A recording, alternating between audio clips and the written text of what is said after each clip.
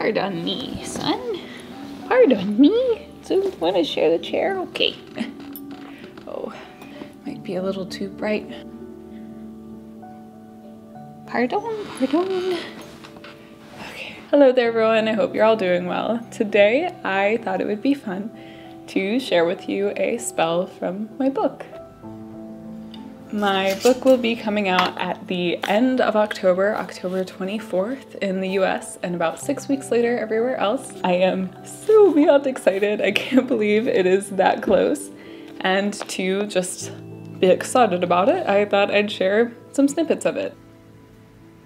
Over the next handful of weeks, I'll share 1 or 2 more spells from the book if you're interested, but today I am starting with perhaps one of my favorites. I call this spell Enhanced Enchantment. It is meant to be worked prior to spell work, to be worn during spell work, as a way to aid the magic you're working, enhance it, and ensure its success. There's a couple different methods of doing it, and today we're gonna dive into both. So I'm super excited. I hope you are too. And yeah, let's get started.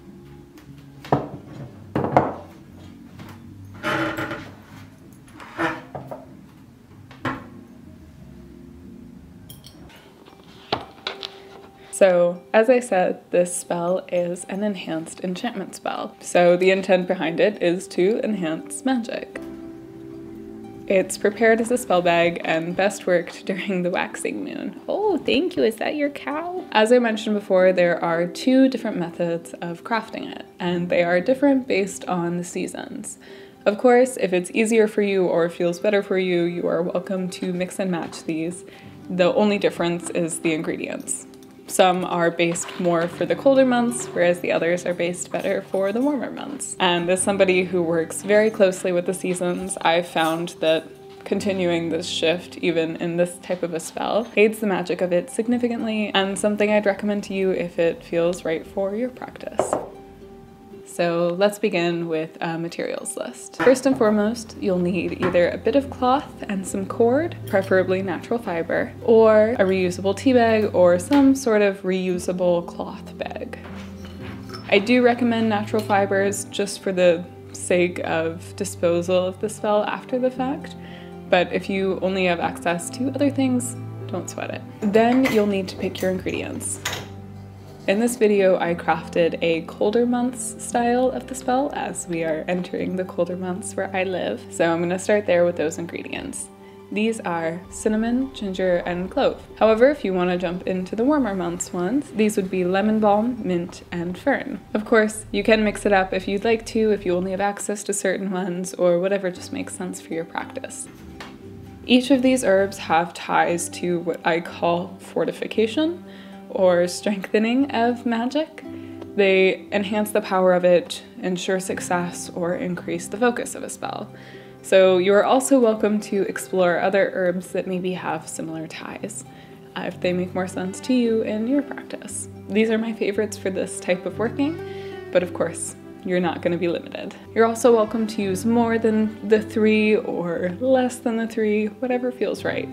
Spell work should be up to the individual. And to begin crafting, it's very straightforward. It's the same as most any spell.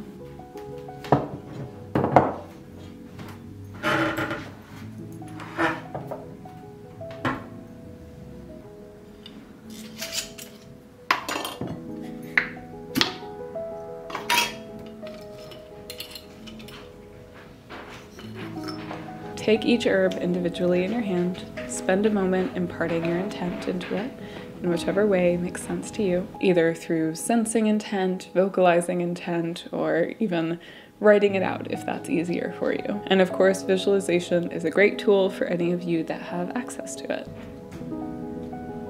Then place the herb into the bag.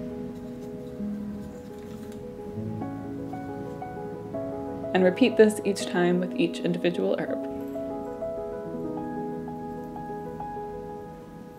Taking it into your hands, putting your intent into it, and placing it into the bag.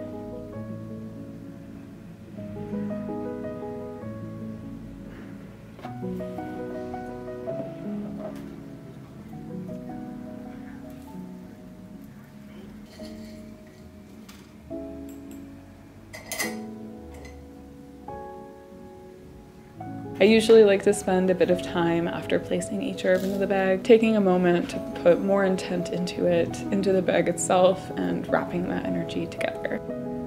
Once each herb has been added to the bag, spend some time with it, finalize that intent, and tie it off.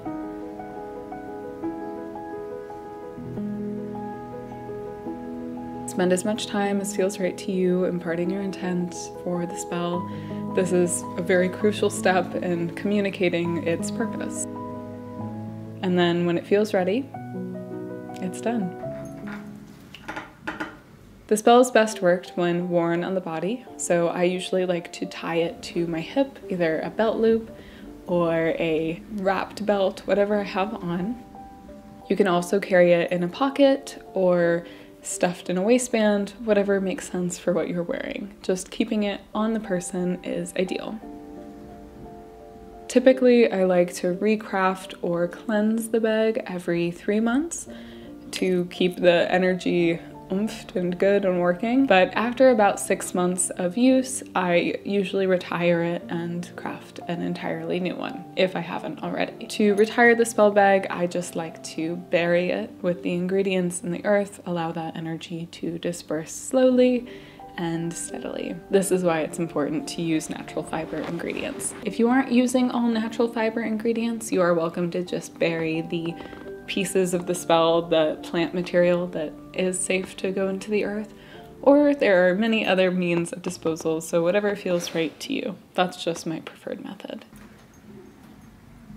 And that's about it for this spell. It's an exceptionally simple one, but one that I love dearly and have found a lot of success in. This spell is just one of 50 that live in the back of my book. This book is mainly about spell work, and it's to give you all of the tools to craft spells and work with them in ways that feel right to you and your practice. It is, of course, heavily influenced by herbal magic and green hearthcraft, the practices I follow, but it is here for every beginner and with the aim of no longer being a beginner. I will link in the description down below all of the different areas where you can find the book to pre-order it. Like I said, it comes out on October 24th, and I am so excited. I can't even believe it. So with that, thank you so much for watching. I hope you enjoyed, and I hope you will enjoy my book as soon as it's out. So thanks again, and I will see you soon.